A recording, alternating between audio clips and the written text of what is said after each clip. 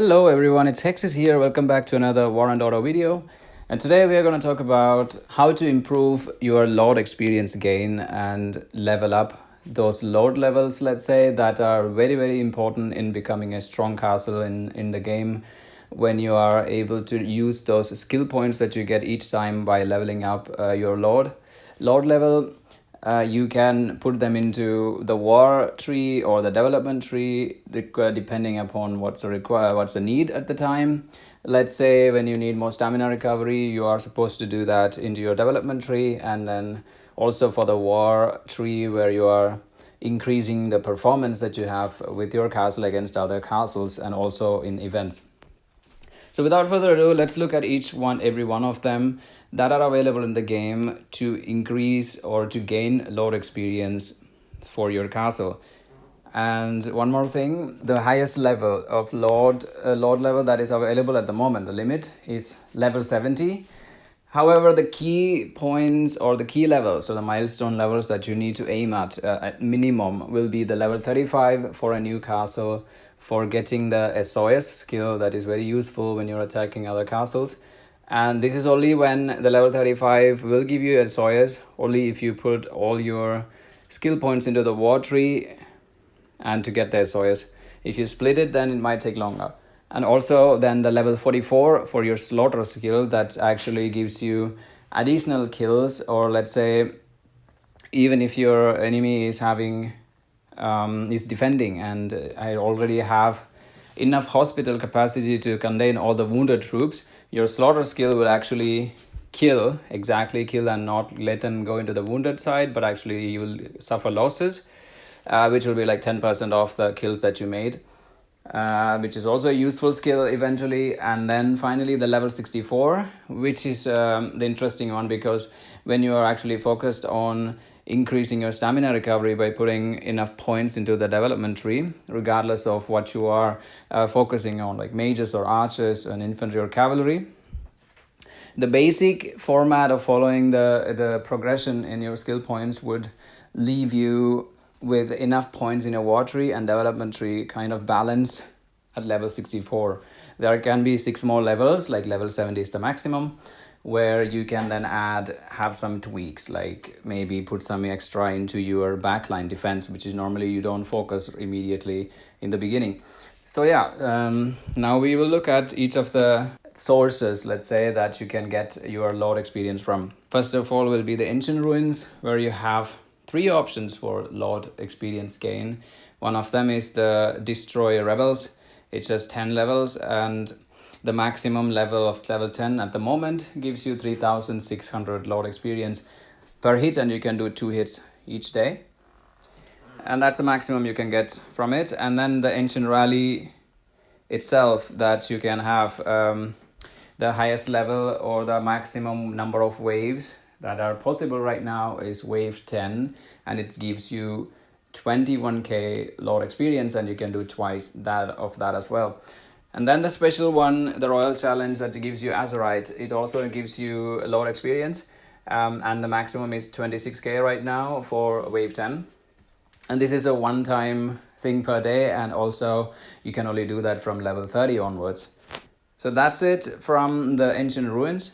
And when you look at the more obvious ones, or the daily gain Lord experience part, like the monster killing itself, like you get Lord experience each time you kill a monster. The higher level the monster, the more Lord experience. And you can improve your gain by leveling up your beast skill for level up booster. This will increase the percentage of Lord experience that you gain by killing monsters. And now we're going to next one that you normally do once a week, and then you just hit auto complete, which is Infinite Wars. In the Infinite Wars shop, there are 2 options for Lord experience, and each time it gives you, the maximum is 50,000 each, and that gives you another 100,000 in a week. And then when you go into your Star Ruins, which there are also 2 options for Lord XP cards, like one is with just 8 of the crystals, and another one is with 25 of it. Here is a little bit tricky, because you need to prioritize what you need to get from this shop after all. And the cheaper one is the one for 8 Star Ruins crystals and not the 25, because you can see for the multiplication factor yourself, like the increase is too much compared to the other one, the cost, that is. Then when you are thinking about lot experience simply by using gems, it's also possible, but I wouldn't recommend doing that because you are getting lot experience from a lot of different places. So only when you're super close to this one of these milestone levels that you are actually encouraged, let's say, okay, let's get it fast. In that sense, yes, it's okay to use it. And even then, try to buy the lot XP cards for gems also from your merchantship, like this one, where you can get cheap offers as well for lot experience. And of course, with resource tiles, or the tiles that you're getting by exchanging your resources here, you can also buy lot XP cards here, which is okay to do so because resources can easily get that. Even though it is not much, it'll add up. Sometimes for resources and other things, you can also exchange for lot XP cards as well, and so always keep an eye out for that as well, for maximizing your gain every day. In the black market, there are more available lot XP cards, but they're a bit more expensive gems wise compared to the one in the merchantship. So this is when you really need it to complete a level that is really giving you a super good benefit.